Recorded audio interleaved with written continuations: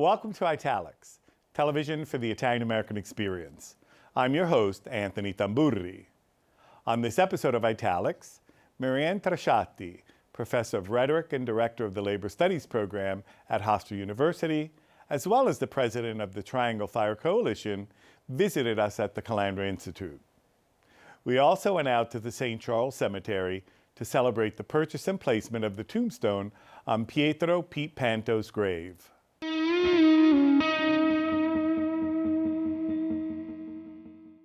The Triangle Shirtwaist Factory was the site of one of the worst workplace tragedies in American history. On March 25, 1911, a fire broke out at the factory, which occupied the top 3 floors of the 10-story ash building in Greenwich Village here in New York City. The fire caused the deaths of 146 garment workers, with most of the victims being recent Italian or Jewish immigrant women and girls. Marianne Trasciatti is the co-editor, along with Edvige Giunta, of Talking to the Girls, Intimate and Political Essays on the Triangle Fire. This powerful collection features diverse voices, bringing together stories from the writers, artists, activists, scholars, and family members of the Triangle workers. We attended the unveiling and dedication of Triangle Fire Memorial, which took place on October 11 at the site of the historic fire in New York City. Talking to the Girls is not a book about the fire, but about the ways Triangle continues to call to us.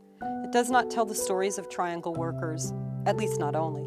Instead, their stories are remembered, evoked, coaxed out of a distant, often obscure past. They are entwined with the stories of a son, a grandson, a granddaughter, a great niece, a teacher, a scholar, an art historian, a labor historian, a writer, a poet, an architect, a labor organizer, an activist. The first anthology on the Triangle Fire, Talking to the Girls, illustrates the diversity of voices and experiences within the Triangle Fire community, a community that transcends temporal, national, geographic, ethnic, racial, gender, and class boundaries.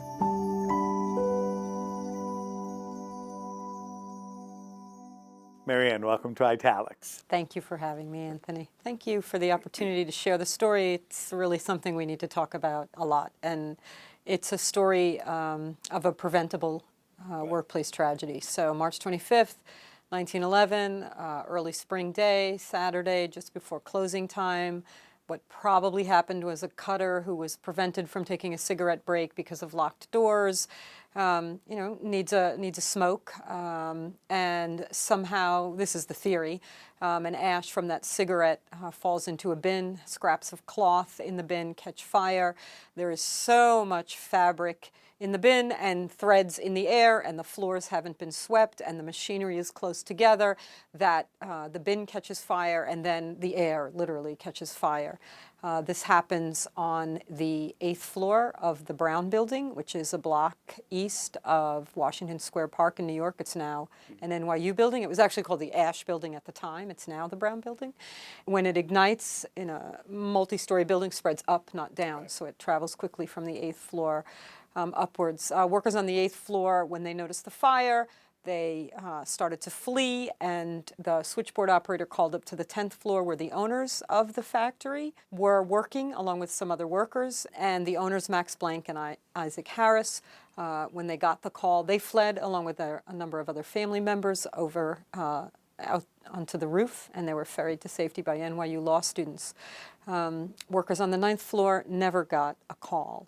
And so those workers, most of them were women, some of them as young as 14 years old, mostly Italian and Jewish immigrants, found out about the fire when it was too late for many of them to escape.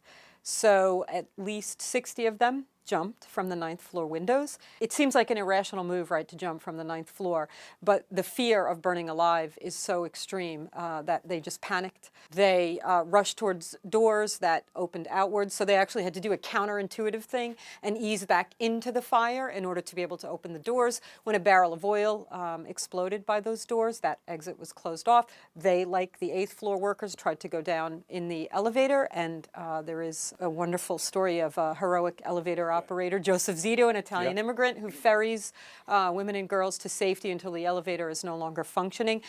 So by the time the ninth floor workers were trying to take advantage of these exits, including the fire escape, it was too late for most of them. The fire escape collapsed under the weight of workers who were trying to leave. The elevator ceased functioning. The one door that wasn't locked was unusable when the barrel of oil exploded, and the other exit had locked doors. So 146 workers, almost all of them on the ninth floor, died that day, over 60 of them jumping out the windows to their death. And they jumped and smashed right through the nets that the fire department had put out to try to catch them. Fighters could not rescue them because their ladders only went up to the 6th floor. That was all that was mandated by New York law. Fire extinguishers, fire drills, none of those other things were mandated by law. And so we had this terrible tragedy that could have been prevented if the owners had not wanted the doors locked and if the city had paid more attention to workplace safety.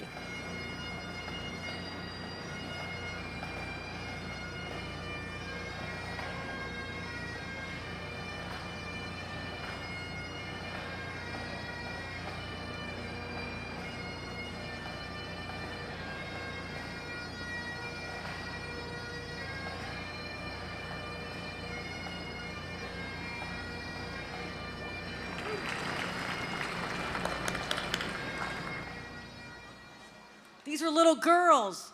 They were young people came here. Their parents came here in search of the American dream. Even a 14-year-old was killed, little Rosa, who had her whole life ahead of her because she was trapped, because no one would spend the money to have an escape for these people, knowing that there were dangers that lurked within. We say never again. This is the beginning of unionization, right? This is the beginning, sort of, in the United States of labor protection. Yeah, it absolutely did. It really spurred organizing in the needle trades, particularly the International Ladies Garment Workers Union, Local 2325, which is the union that Triangle workers were trying to join 2 years before the fire, and the owners, when they struck, along with other garment workers in the city in the uprising of the 20,000, the owners, Blank and Harris, would not give in, and so they were not unionized into that union. But it's also a really interesting moment for Italian-American working women, because prior to that, they were a little standoffish about unions, meetings that weren't held in the language that they felt comfortable with or that they could even understand, people who seemed not to really be interested in working with them. But after Triangle, since a third of the workers of the 146 were, in fact, Italian, some of them here for less than a year, Italian immigrant women began to realize that organizing was key to not only better wages and working conditions, but to protecting themselves, to keeping alive. So it really spurred all kinds of organizing in the industry, but I think you can also draw a line between Triangle and the Bread and Roses strike in 1912, in which Italian immigrant women paid. We should say that that took place in another city. In Lawrence, Massachusetts, right? But Italian women were absolutely in the forefront. 1913 in Paterson, New Jersey. Again, Italian women were incredibly militant and leaders of the strike. So all of that was inspired by the lessons that they learned from Triangle. From the tragedy. Where does Angela Bambace come in all of this? Yeah, she's the first female officer in the ILGWU, and she comes in a few decades later. By then, there is much more of a presence of Italians in the union. There's much more of a recognition that we need to have an Italian language local, that these are really important workers, and if they feel welcomed into a union, they will be militant, fierce fighters on the picket lines and, in the union generally. So I think that was a battle hard fought and ultimately won by Italian workers in the garment industry. So now 12, 13 years later, we finally have a memorial. So now the building's owned by NYU. And what happened? So it was donated to NYU in the 20s. And for years, people have observed the anniversary of this tragedy, sometimes actually on the day, sometimes on other days. Some years, maybe not at all. In recent years, there was the chalking, right, of Absolutely, the names. and the gathering with the fire trucks and the ladders going up to the 6th floor. And I do have to say that Italian Americans, those who remember the tragedy, largely kept it in their hearts. You know, their family members, their friends, they had heard stories about it. But there was one family, the Maltese family, which lost all of the women in the family, a mother and two daughters, one of whom was only 14.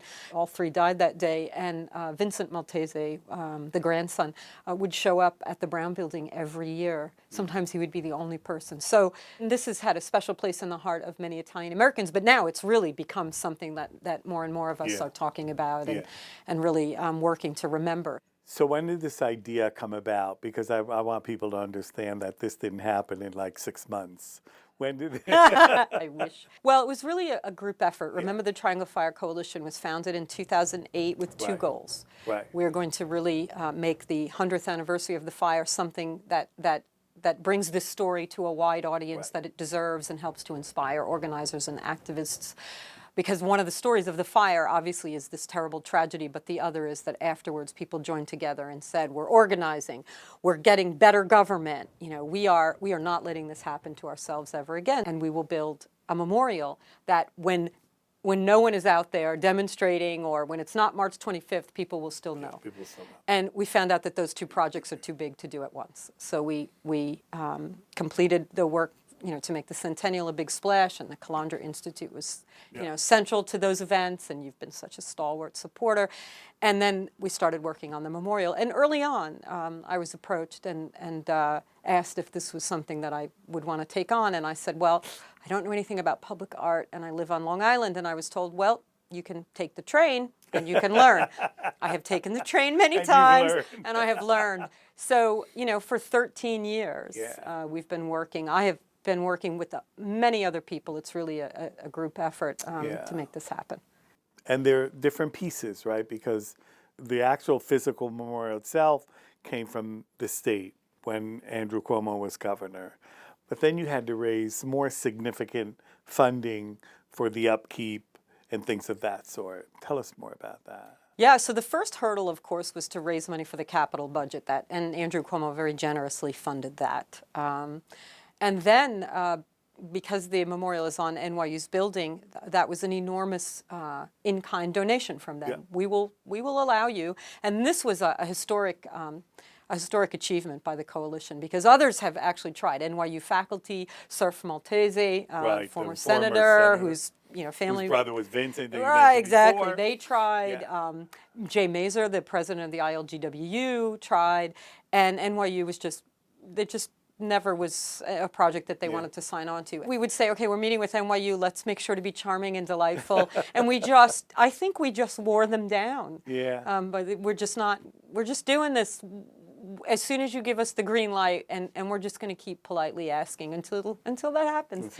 And they signed an historic agreement with us in 2012. We had to get them to sign on, and one of the conditions was, we will offer you our building, but you will endow a fund that we will manage for you, and that fund is what we will draw upon should this ever need to be taken down, because the building is landmarked. It has been recognized, and it's not landmarked because of its architectural significance. It's landmarked because of the Triangle Fire. So it's the second cultural landmark that the Landmarks Preservation Commission recognized. First was Stonewall, and the second was the Brown Building because of the Triangle Fire. And they said, because this is a landmarked building, and because, it's just New York, this might have to come down. So, and we will have to clean it if there's graffiti. So we endowed a $250,000 fund that they are managing, that they will use to maintenance and maintain things of that it. sort. And that's that was a really great day. The day we handed them the check, and then this really all kind of fell into place. It's hard to raise money for a labor project. I mean, there are lots of entities that think they want to donate to this and then realize, well, if I give money to this, is this going to encourage people to look at my own labor practices? And so that was a challenge in and of itself. And within that larger challenge, we had the challenge of, finding people of means who care about this. We got two major donations on or about the same day. One was from an Italian-American philanthropic organization that you helped us to secure, the Giambelli Foundation, and the other was from the CFDA, Council of Fashion Designers. That really helped to Spearhead the rest. exactly. Yeah. I mean, we had gotten Yeah. the money from Cuomo, then we got these donations, and it really helped. Each donation boosts your confidence, a Yeah. little bit more, and there's a little Yeah. more swagger when Yeah. you walk in the room next time to Right. ask. But I've been pleasantly surprised Good. about the Italian-American response. Even, my own family donated $10,000. Wonderful, yeah. I mean, this was over the course of a Yeah. few years, but we've had Italian-Americans who are union heads who have done a really good job of securing contributions from their unions. And then we've had individuals who have said, this is really important. We Yeah. had garment workers in our family, and I Yeah. want to be part of this. And that's been my experience when I've spoken about this to more groups than I could even remember or count, and many of them have been Italian-American or had Italian-Americans in the audience, and I get people raising their hands and remembering their mom who was a seamstress in the ILGWU and the union talk, and it's really positive. People really respond, it makes them feel good to see that these really humble working people of their people, right, of their ethnic group are being honored and respected.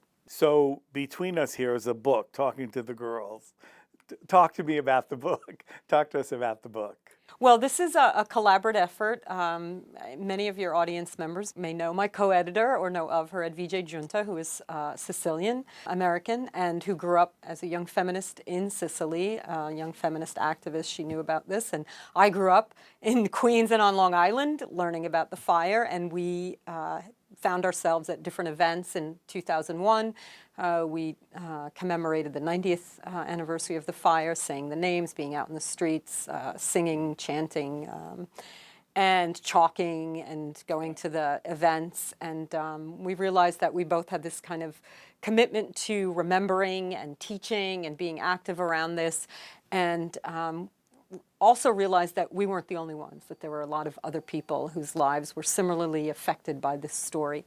And we decided to do this project. It's called Talking to the Girls, Intimate and Political Essays on the Triangle Shirtwaist Factory Fire. And it's a collection of essays that address both personal and political themes and explore how the story of Triangle has shaped and in some instances even changed the lives of several different people. It is based on research, and we do have an extensive bibliography, but it is personal essays, basically, by family members of Triangle workers, by descendants of witnesses of the fire, including, for example, Francis Perkins' grandson, by historians and activists. And what we've really done, which I think is wonderful, at the same time we claimed this story for Italian-American public memory. We really explored how this has resonated in the community, both in the U.S. and in Italy, because we do have an essay by Esther Rizzo-Licata, for example, where she talks about herself as feeling like a bridge between the U.S. and Italy.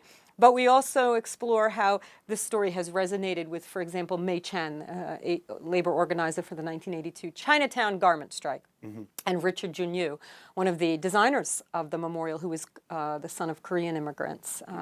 We've even got an essay on black women in the garment industry and how that is, in fact, a story of exclusion. So there aren't any black workers at Triangle who died because they weren't allowed to work there. I've had the pleasure of working with Marianne on Talking to the Girls, intimate and political essays on the Triangle Shirtwaist Factory fire, which is a collection of personal essays by activists, family members, scholars, writers, artists who tell their story of the Triangle fire. And I think, if you look around today, how many people there are, one of the things that you can say about the Triangle Fire is they're still making memories. People are making memories of the Triangle Fire today.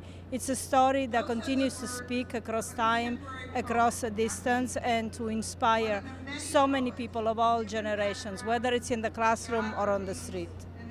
Together, we built this memorial.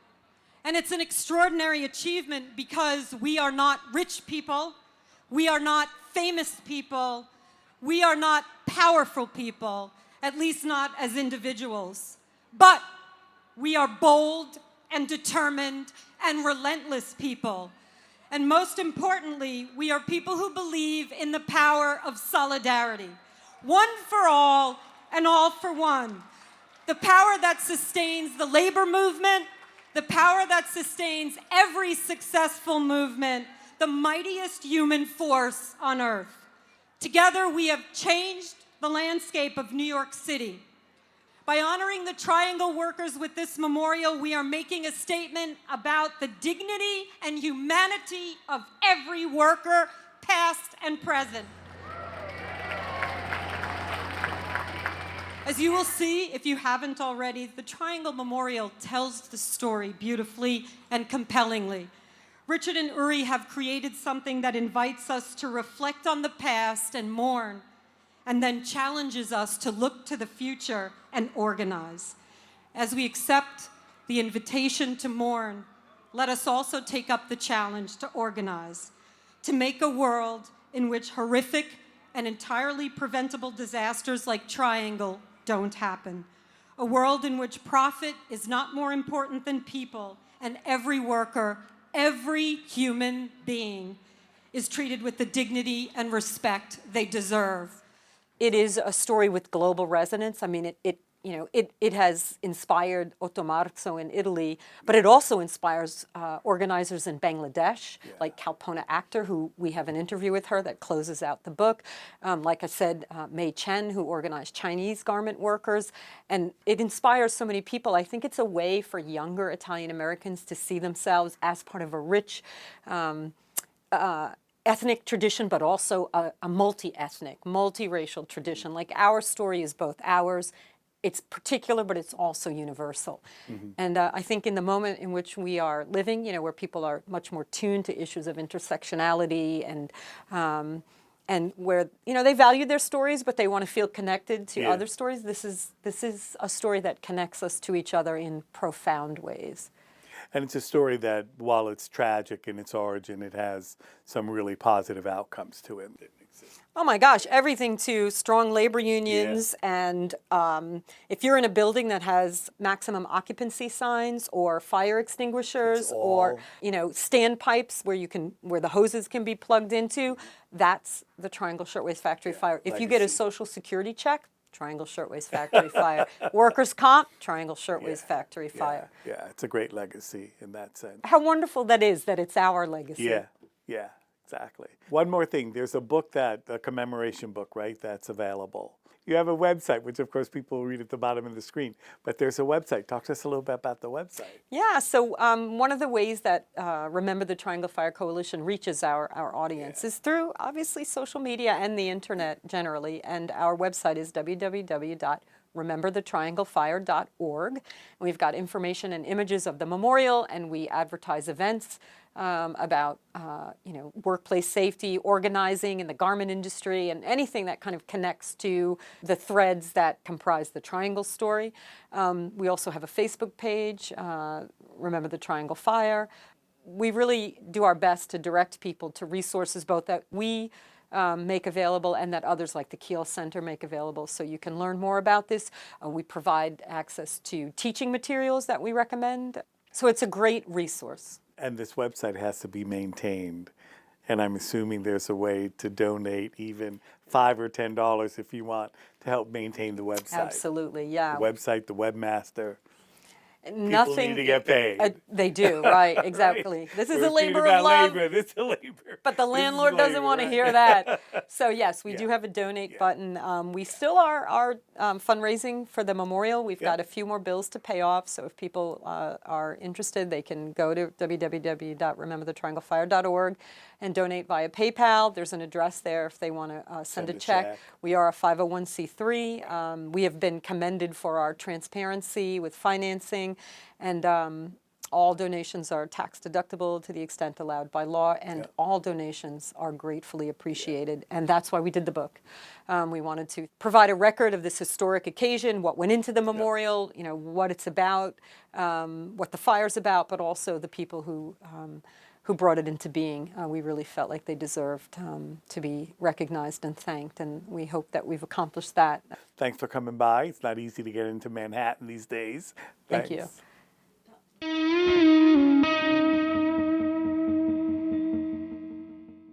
On July 14, 1939, Pete Panto was murdered on the orders of crime boss Albert Anastasia for attempting to revolt against union leadership.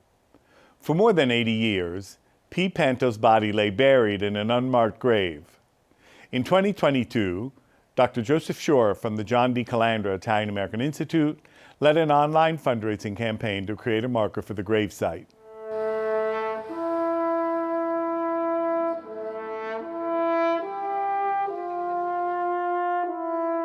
We're here to commemorate the honor, the work of labor activist Pietro Pete Panto, who was assassinated by the mob for his activism on behalf of dock workers, laboring people in Brooklyn back in the late 1930s. He was buried here in 1941, and he was without a tombstone up until this spring. His memory was kind of lost and kind of erased. We've all come together collectively to remember Pete Panto and honor him in this simple way, right? He deserves at least a tombstone, at the very least. Especially in these times where we in the country, and in particular Italian Americans, are thinking about who to honor, who to commemorate, who should have a statue and a monument. Somebody like a Pete Panto deserves something more than just a tombstone. Terry says that it was not something that her dad was proud of, but that she knew that her dad knew that he had to do.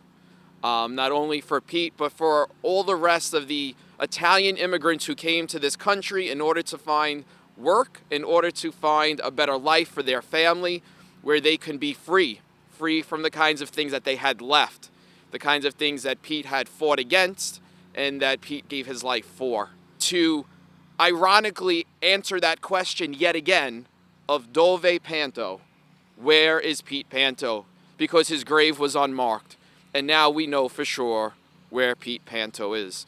People think that research institutes are just about going to the library, sitting at your computer, and so on and so forth. Research institutes have to have an activism that is not just intellectual, but also performative, that there actually somebody does something.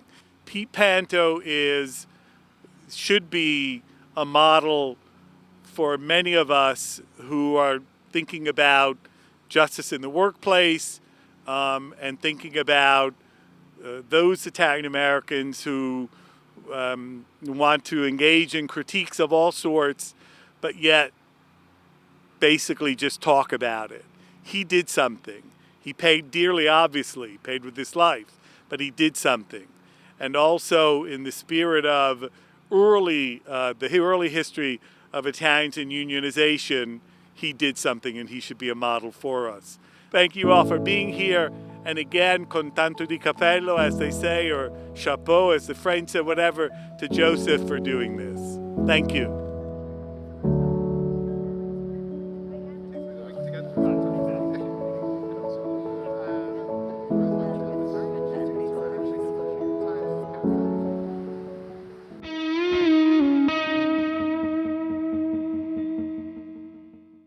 Thanks for watching this episode of Italics. I'm Anthony Tamburri. Arrivederci alla prossima puntata.